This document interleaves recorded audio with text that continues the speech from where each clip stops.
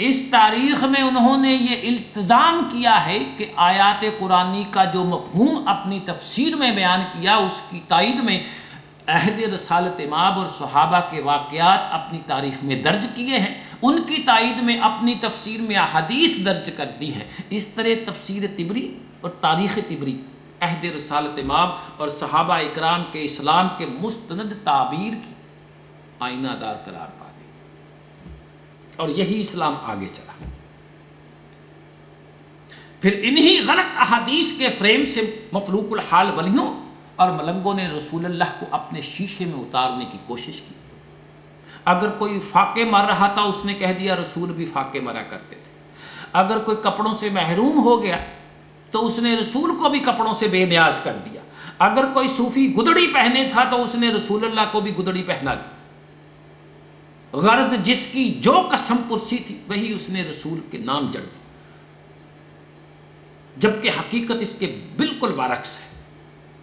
رسول اللہ صلی اللہ علیہ وسلم نہ صرف خود ہاشمی خاندان میں سے تھے جو کہ اس دور کا تاجر خاندان تھا، بلکہ حضرت خدیجہ کے شوہر نامدار بھی تھے، اور حضرت خدیجہ وہ تاجر خاتون تھی جن کا سامان تجارت پورے مکی تاجروں کے سامان کا 1/3 ہوتا تھا۔ رسول اللہ ایسے خوشحال تاجر تھے جو لوگوں کی ضیافتیں کرتے، باہر سے آنے والے وفود ان کے ہاں ٹھہرتے۔ وہ نہ صرف ایک بڑے قربے کے کفیل تھے مسلمانوں، بلکہ ایک بہت بڑے مہمان نواز بھی تھے۔ اپنے بیوی بچوں کے علاوہ حضرت علی، حضرت زید اور اس کے علاوہ 20 انسانوں کی کفالت ان کے ذمہ تھی۔ تو کیا ایسی صورت میں یہ ہو سکتا ہے کہ رسول اللہ کے ہاں 2 ماہ چولہا بھی نہ جلتا ہو؟ نعوذ باللہ۔ ارے آپ کیا مزاروں پر بیٹھ کر نذرانوں اور چڑھاووں کے منتظر رہنے والے ملنگ تھے؟ تاریخ اور تفسیر کی کتابوں میں تو یوں لکھا ہے کہ اس دور میں مانگنے والا کوئی نہ تھا، اور اگر کوئی مسافر یا ضرورت مند کہیں ادھر آ ہی نکلتا تو وہ آپ کے در سے خالی نہیں لوٹتا تھا۔ بجائے اس کے کہ ہم اپنے رسول کو ہر طرح سے خوشحال، ہر طرح سے خود کفیل، ہر لحاظ سے تعلیم یافتہ، ہر طرح سے متمدن شخصیت بتاتے، ہم انہیں بوکا اور فاقہ گزار بتاتے ہیں، ہم ان کو ان پڑھ بے ہنر بتاتے ہیں، حالانکہ ایسی بات نہ تھی۔ مسلمانوں، ہمارے رسول ایک ڈائنامک لیڈر تھے، وہ ایسے رہنما تھے جو ہر طرح سے باخبر اور چاقو چبند تھے۔ وہ نہ صرف امت کی قیادت کرنے آئے تھے بلکہ امت مسلمہ اور دین اسلام کو دنیا عالم پر غالب کرنے آئے تھے، اور یہ آپ نے کر کے دکھایا۔ مگر بدقسمتی یہ ہوئی کہ یہ دین ہمارے ملاؤں اور ملنگوں کے ہتھے چڑھ کر خاک آلود ہو گیا، اور رہی صحیح کسر علماء نے پوری کر دی۔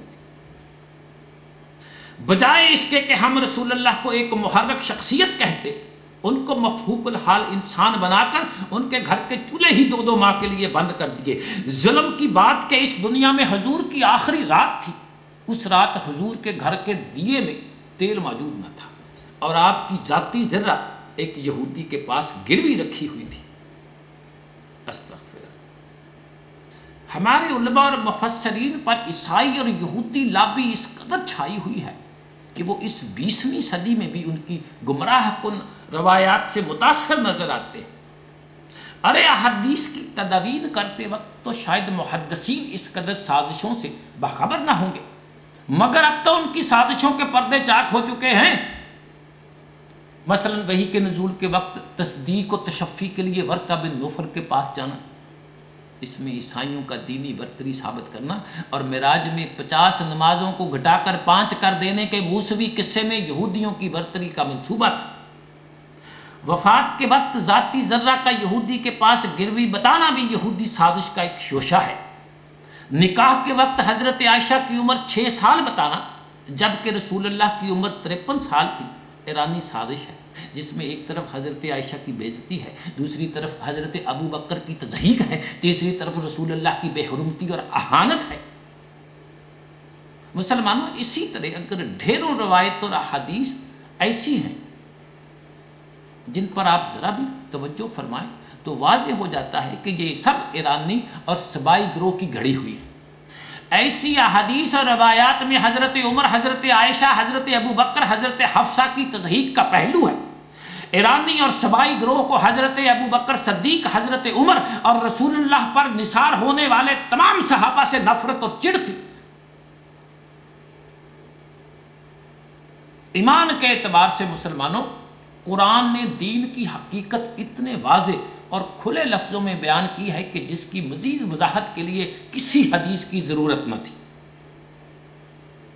लेकिन बुजुर्गान मजहब के दिलों में क्योंकि बुखारी की दहशत है, इनके नज़दीक कुरान से पहले और कुरान के बाद बुखारी ही अथॉरिटी है, इसलिए वो कुरान की बात पर अपने मफाद की खातिर हदीस और रवायत को मुकद्दम कर देते हैं। क्यों?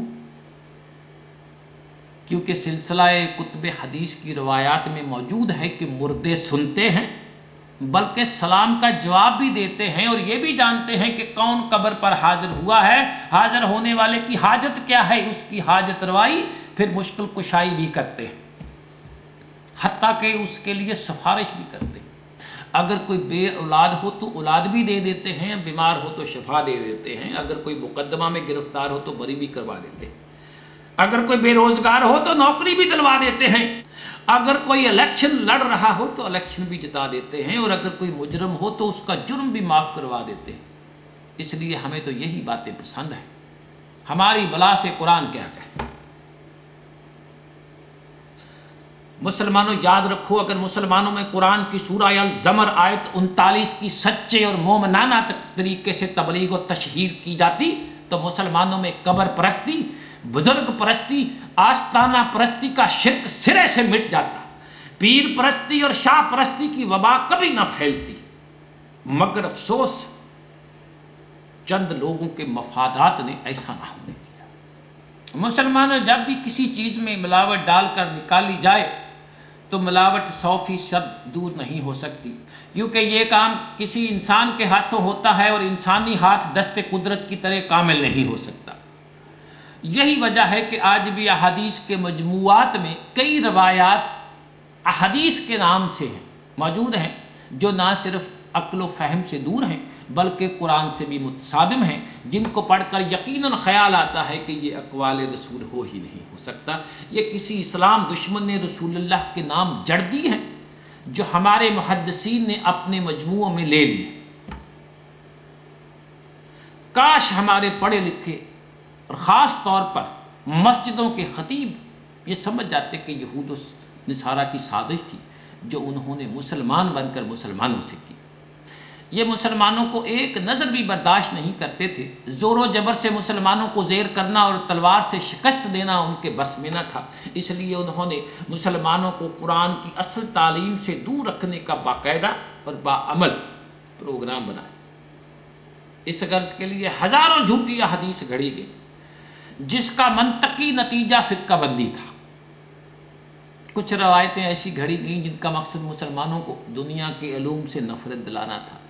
कुछ हदीसें और रवायतें ऐसी घड़ी गईं जिनका मकसद रसूलुल्लाह की तौहीन मकसूद था। इन तमाम हदीस और रवायात का असल मकसद मुसलमान कौम को जाहिल और पसमानदा रखना था, और तारीख़ गवाह है कि मुसलमानों के अरूज की कैफियत 256 हिजरी तक रही। इसके बाद आइमा ने हदीस और फ़ुक़्हा की किताबें मुरतब की और उनके मुताबिक लोगों की मजहबी तरबियत होने लगी तो लोग कुरान भूल कर इन किताबों के पीछे पड़ गए। आज भी हमारे मौलवी और मुदर्रिस कुरान की असल तालीमात को पसे पुश्त डालकर सारा वक्त इन रवायतों और हदीसों के प्रचार में गुजारते हैं जो इन्होंने बहिश्ती ज़ेवर और कच्ची पक्की रोटी से अजबर कर रखी है। हमारे इन नाम निहाद मजहबी पेशवाओं ने दीन इस्लाम को भी रवायात का लिबास पहनाकर हिंदुओं और सिखों की तरह का मजहब इस्लाम बना रखा है।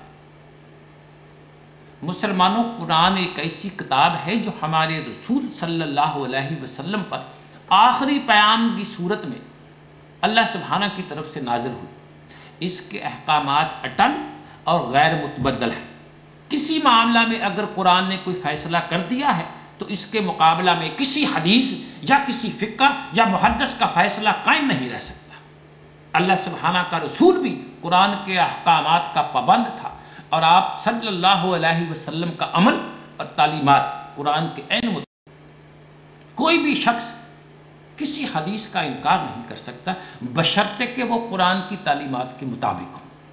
اگر کوئی بات قرآنی تعلیم کے خلاف ہے اور رسول اللہ سے منسوب ہے تو یہ سمجھا جائے کہ رسول اللہ نے یہ بات نہیں کہی، اور ایسی بات ماننے والے بھی ناقابل تسلیم ہیں، مگر اس اختلاف کی بنا پر کسی کو کافر کہنا بھی درست نہیں۔ یہاں یہ بات بھی واضح رہے کہ قرآن کے علاوہ کوئی بھی کتاب قابل تقلید نہیں۔ حدیث، فقہ، دیگر تمام اسلامی کتب انسانوں کی مرتب کردہ اور لکھی۔ مسلمان بھائی ہونے کے اعتبار سے میری تمام مذہبی علماء حضرات سے گزارش ہے کہ وہ حدیث و روایات کے بھنور سے باہر نکلیں، قوم کو حقیقت حال اور قرآن کی تعلیمات سے سرفراز کریں، اپنے مفادات کے پیش نظر قوم کو مزید گمراہ نہ کریں۔ ایمان با اللہ کے اعتبار سے ان کو بتائیں کہ کھرا کھوٹا ثابت کرنے کی دنیا میں ایک ہی کسوٹی ہے، اور وہ ہے قرآن المجید والفرقان الحمید، اور ہر وہ بات جو قرآن سے ٹکراتی ہے وہ صحیح نہیں بلکہ آمیزش ہے جو اسلام دشمن لوگوں نے مسلمانوں کے آئمہ اور بزرگوں کے نام منسوب کر دی ہے۔ اے میرے عالموں، ضد چھوڑ کر قرآن کی طرف لوٹاؤ، روایتی مذہب سے ہٹ کر دین اسلام کی طرف پلٹاؤ، ایمان کو اپنے مفادات کی بھینٹ نہ چڑھاؤ۔ اللہ سبحانہ کے قرآن کو اسی مفہوم میں سمجھو جو اللہ سبحانہ کا مقصود ہے، اپنی طرف سے تعویلوں اور تفسیروں میں نہ خود کو نہ امت مسلمہ کو الجھاؤ، اسی میں تمہاری اور مسلم قوم کی بھلائی ہے۔ اللہ سبحانہ میرا اور آپ سب بہن بھائیوں کا حامی و ناصر ہو۔ وآخر دعوانا ان الحمدللہ رب العالمین۔